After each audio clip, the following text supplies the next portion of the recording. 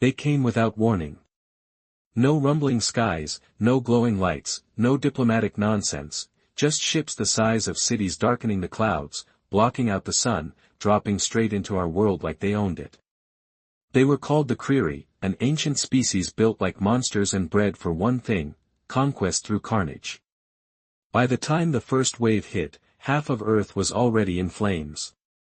Cities fell in hours, Tokyo vanished in less than 10 minutes. They didn't come to enslave or negotiate, they came to feed. We weren't even worth words to them, soft meat, primitive, overpopulated, emotionally unstable, their broadcasts sneered. Their ships hovered above the capitals, raining fire while Creary soldiers, massive creatures with plated skin, too many limbs, and eyes that pulsed with hunger, descended to the surface. They didn't wear armor, they didn't need to. Their biology made bullets bounce. They didn't use tactics, they just rushed and tore. And when we screamed, they laughed, literally. Their comms were filled with mocking howls. The first 2 days were hell.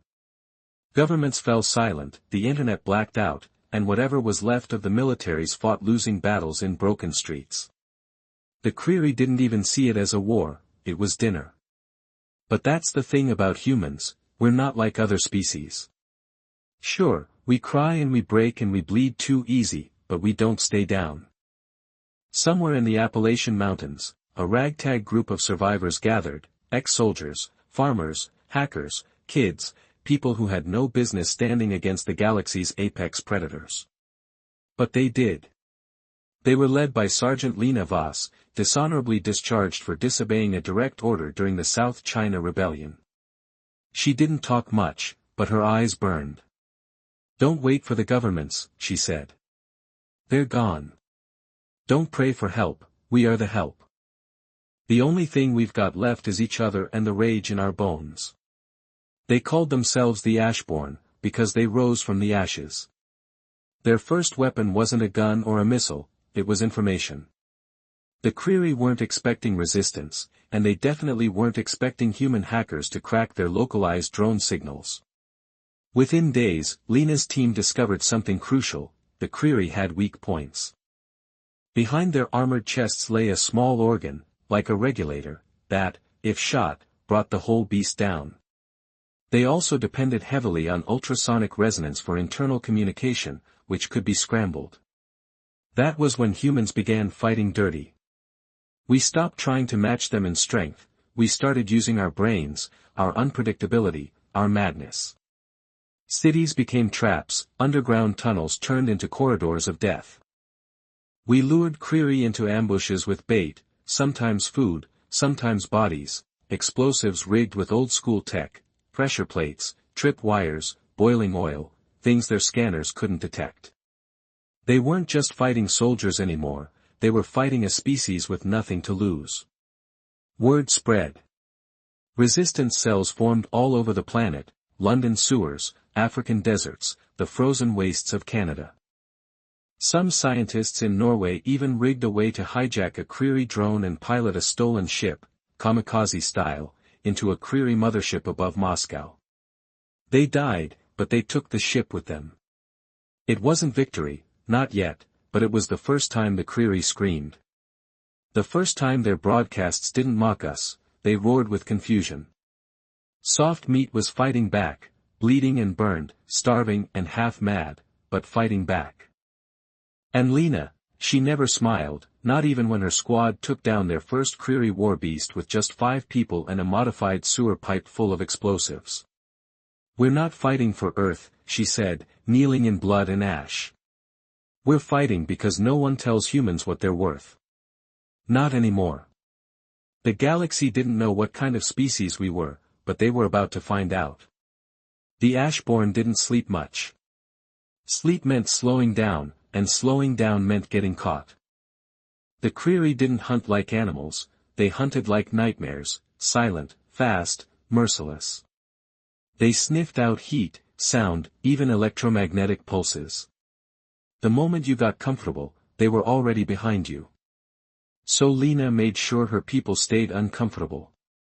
They moved constantly, set traps, changed frequencies, lived in shadows. In the early days, they operated mostly at night, using darkness as cover. But soon they learned Creary could see heat signatures through most materials. That's when they adapted again, smearing themselves in cold mud, masking their heat with chemical paste, hiding in old meat lockers, sewers, morgues. The Ashborn weren't human anymore, not really. They were feral. And it worked. In a bombed-out section of Philadelphia, they brought down an entire platoon of Creary soldiers using reprogrammed subway trains filled with scrap explosives. They called it the Silver Guillotine. The Creary had laughed, until steel shredded their armor and burned their insides. Lena watched from a rooftop as the wreckage smoked, her face painted in soot and blood, arms crossed. "We don't win by killing them," she told the others. "We win by making them fear us." And that fear began to spread. In orbit aboard one of the Creary command ships, General Rothkar was furious. The humans were supposed to be livestock, their biological data said they were unstable, disorganized, prone to infighting. They weren't warriors.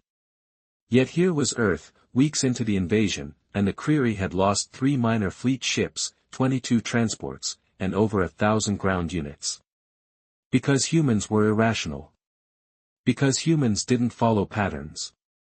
Because humans refused to die quietly. Worse, Earth's biosphere was starting to infect them. Bacteria in the air, harmless to us, began to cause skin irritations and hallucinations in Creary units. General Hathker ordered cleansing drones to burn infected zones with plasma but only scattered the resistance deeper underground. It was psychological now. The soldiers bred to dominate began showing signs of stress, some refused to deploy without air filters, others claimed they heard human voices even when alone. Humans began broadcasting messages over Creary channels, twisted, whispery things in broken alien dialects. "You came for meat. Now choke on the bones. Every shadow has a knife. We were born in fire. You're just fuel." These broadcasts weren't tactical, they were personal. They unnerved the Creary. By month 2, they weren't advancing, they were holding defensive positions. They didn't say it out loud, but they were afraid of a species they had dismissed as food. That's when Lena knew the tide was turning.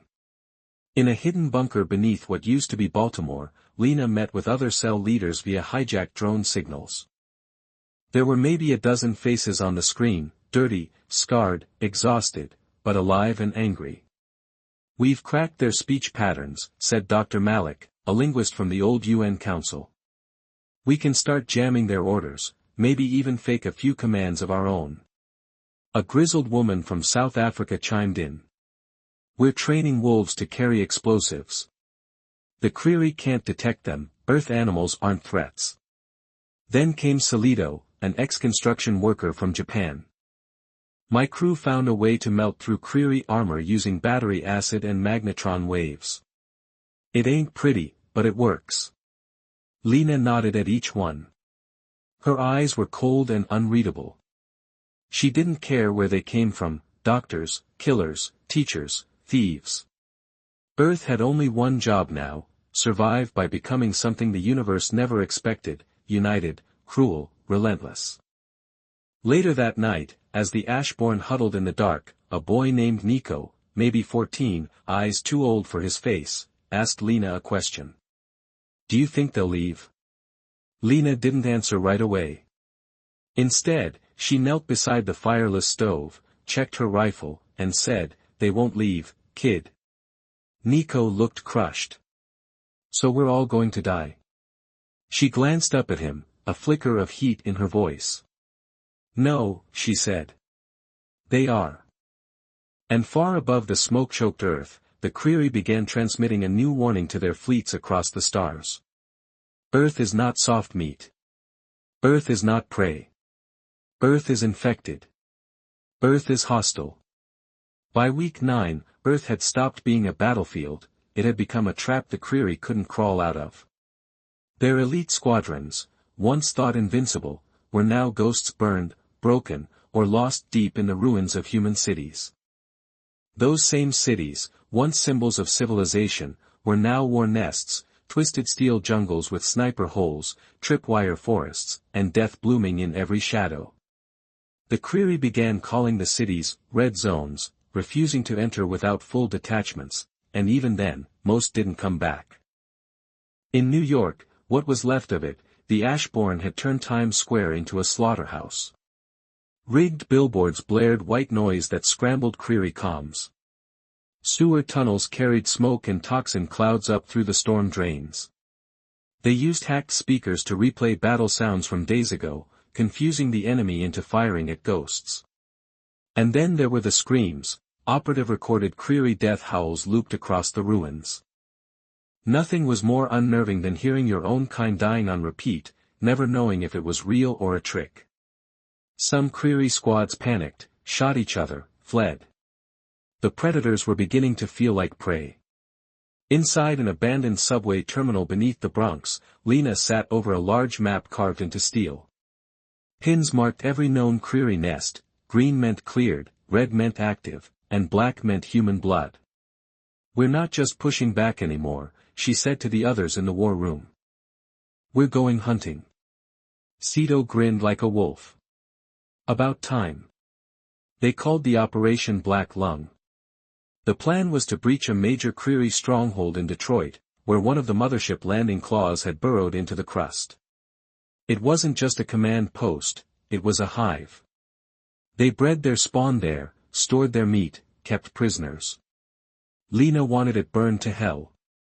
But it wasn't about revenge, not really. It was about sending a message. The Ashbourne moved silently through miles of collapsed tunnel, wearing Creary armor torn from the dead, filthy, cracked, and stitched with wire to fit human bodies. They called it second skin.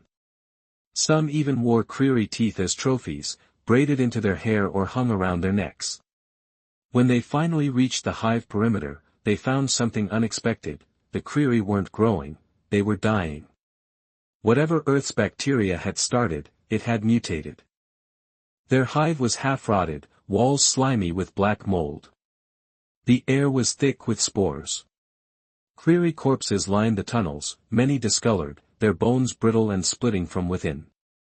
Dr. Malik, observing through a drone cam, whispered into comms, "It's not just resistance.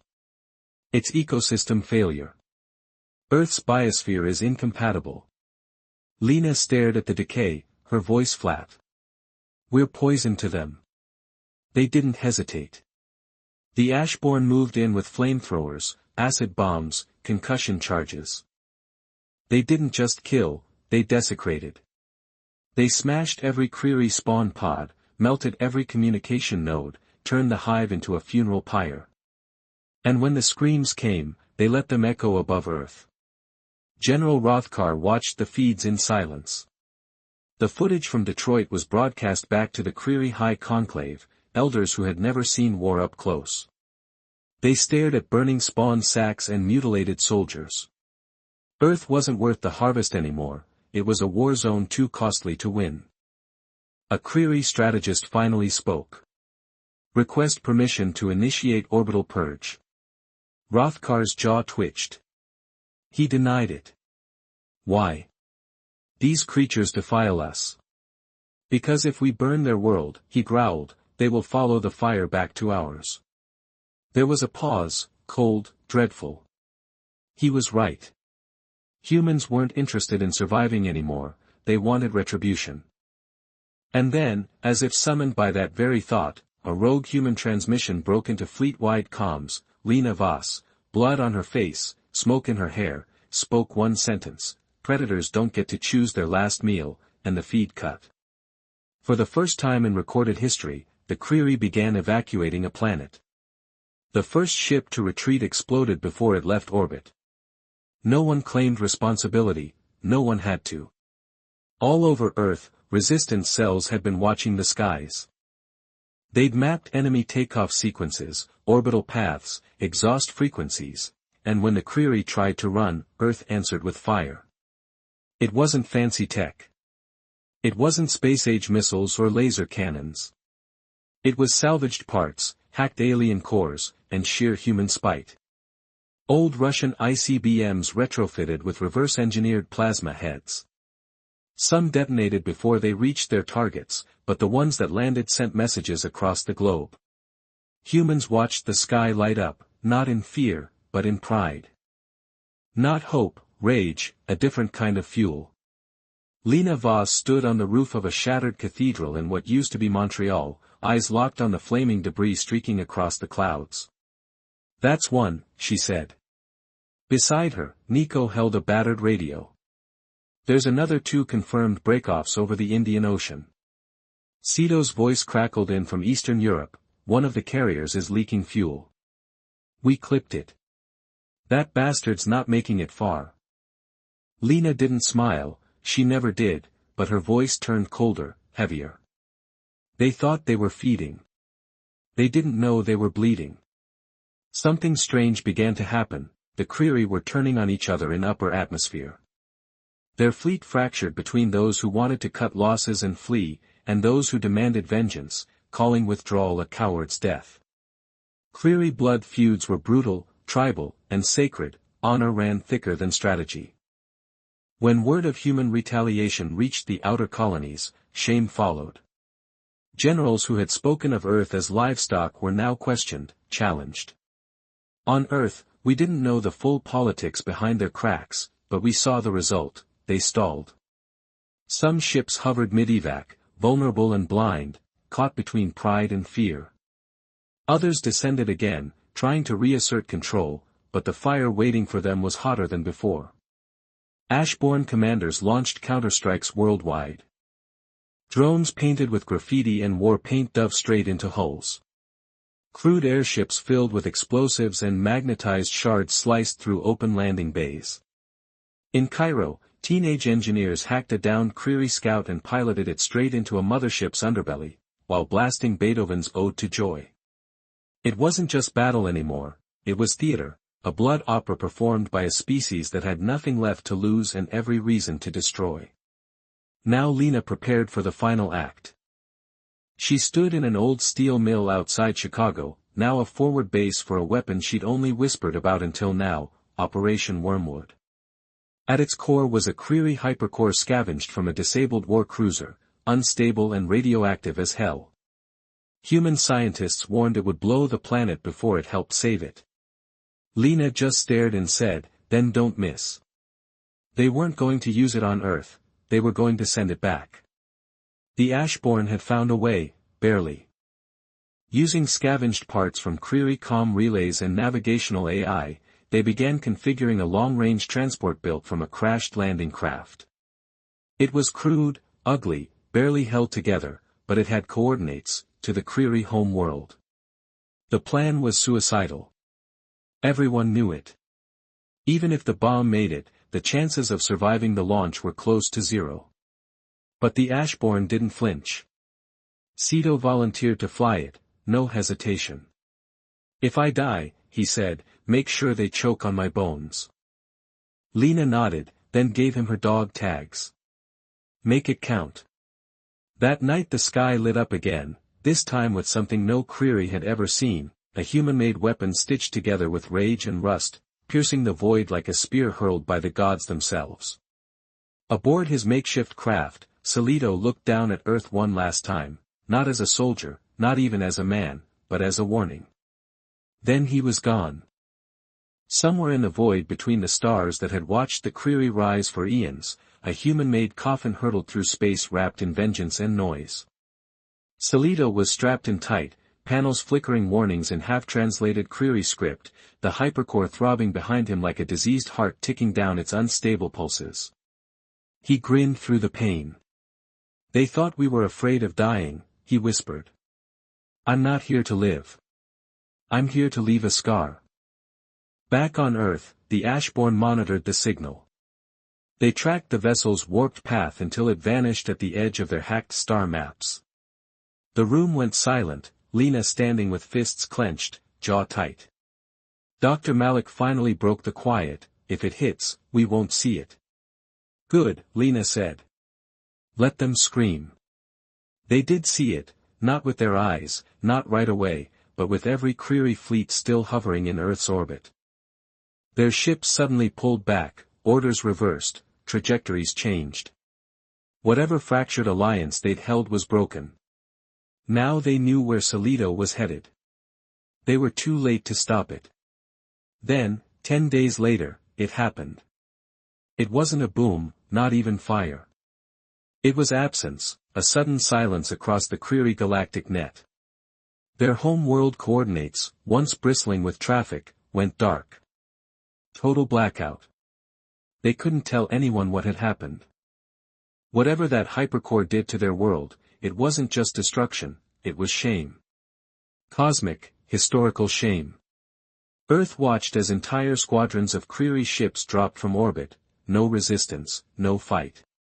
Some crashed into oceans, others just floated until they broke apart, still others self-terminated. They couldn't go home anymore, and they couldn't stay here. It was over. But humans, we weren't finished yet.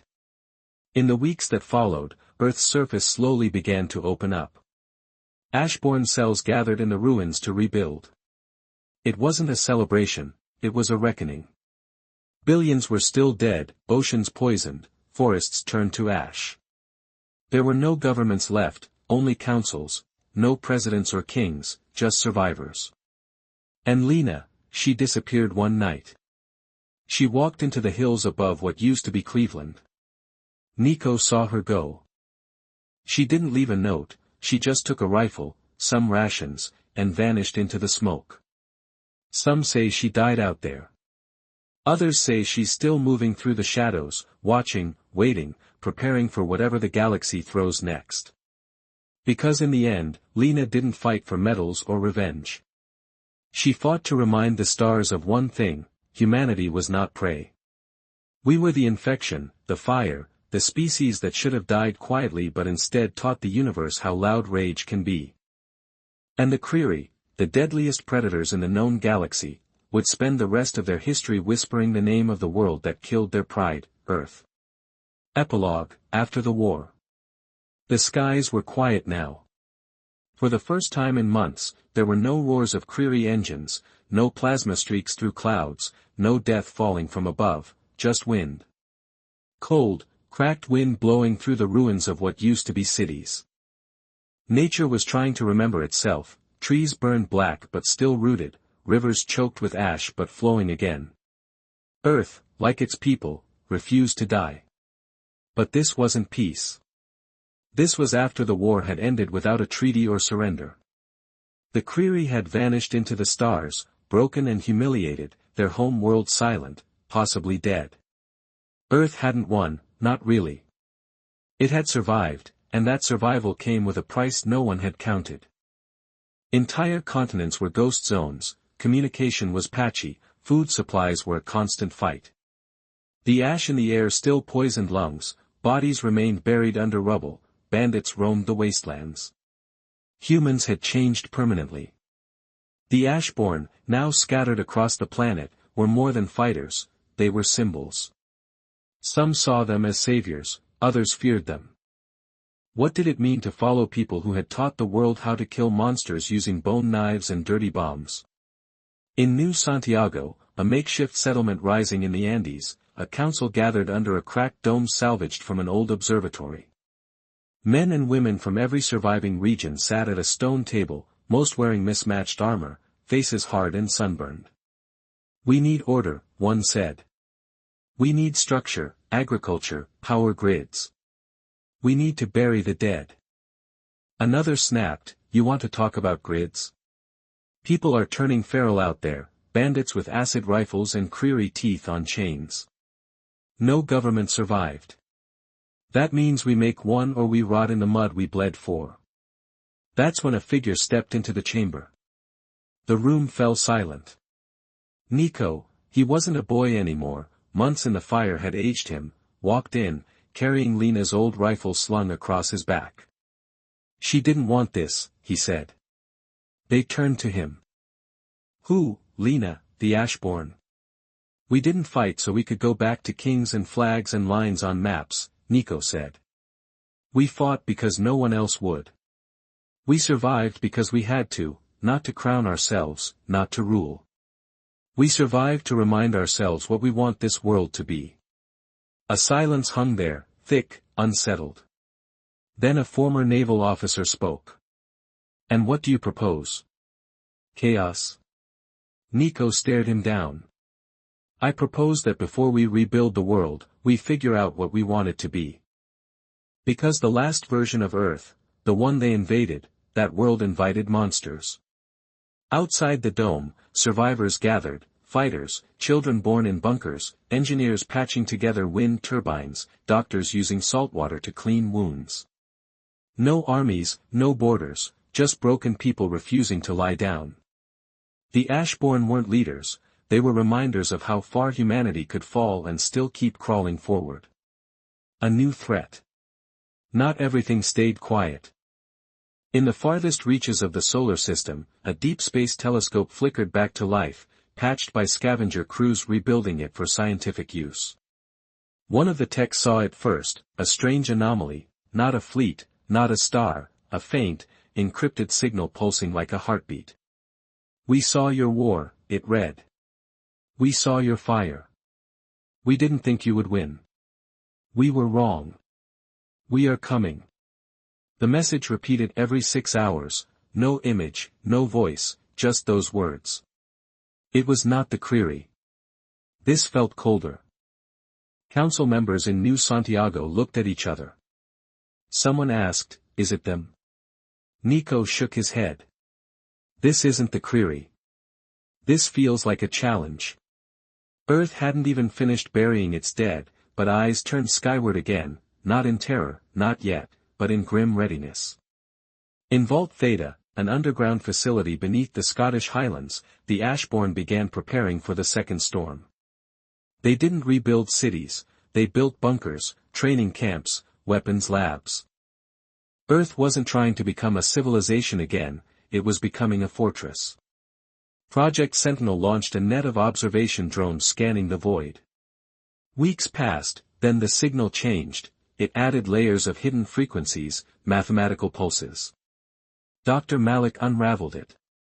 It's not a threat, he said. It's a challenge. They want to see if what happened with the query was a fluke. Something worse than the query was out there, something smarter, older. And now that Earth had roared loud enough to shake the stars, it had drawn attention. So Earth adapted again. Ashborn recruiters scoured the ruins for anyone with skills, knowledge, or the will to fight. Scavengers were given rifles, scientists thrown into labs with scraps, children taught the truth early, you are not safe. The universe doesn't care if you've suffered. No one is coming to save you. You fight, or you die. In old Brazil, a scavenger tribe built a sky harpoon from shipwrecked alien alloys, capable of anchoring enemy vessels during descent. In Morocco, engineers fused query language cores into jammers that scrambled deep space navigation. In the Arctic, remnants of the Russian Federation activated an experimental AI called Volt the Wolf, cold, ruthless, unbound by ethics. And in the quiet spaces between stars, scouts were already on their way. First contact. One morning, without explosions or alarms, a vessel appeared above the Pacific. Sleek, bone-white, shaped like a blade. No insignia, no markings, no demands. It just watched. From Vault Theta's observatory, Nico stared at the live feed. Dozens of telescopes and cameras tracked every inch of the craft, but it refused to yield. No heat signatures, no emissions, it defied physics. Dr. Malik muttered, this thing didn't travel here. It arrived like thought, like memory. The council was divided, contact it, or shoot it down. But Earth had learned its lesson, never assume the enemy is here to talk. And that's when it happened. A signal, not on radio, not infrared, not even in the known electromagnetic spectrum. It spoke through thought. Hundreds of humans, soldiers, farmers, scavengers, children, fell unconscious at once. Not in pain, but as if pulled into a dream, a shared vision. When they woke, they remembered everything. A voice, clear and cold, spoke. You are not prey. You are not predator. You are mutation, an anomaly that defies expectation. We watched you kill the Creary. Now we ask, what else can you kill? It wasn't a threat. It wasn't fear. It was fascination. The species behind the Blade ship didn't want Earth's resources, they wanted data. They saw humanity not as vermin or rivals, but as a variable they couldn't predict, and unpredictability was dangerous in a galaxy built on cold equations and conquest. The next part of the signal was even clearer. We offer a proposition, face us in trial. A test of your existence. Win, and remain. Fail, and be forgotten. Nico heard it in his mind like it had been etched there since birth. He turned to the council. They want a war, he said. Dr. Malik nodded slowly. Not a war of territory or worth, they're measuring us like lab rats solving a maze. Only the maze is survival. The vote was brief. Humanity didn't bow. Not now. Not ever. A new force was assembled, not soldiers, not diplomats, but the most unstable, most adaptive, most dangerous minds left, hackers who weaponized thought, scavengers who built bombs from alien waste, children born in fire. They called themselves the Second Ashborn.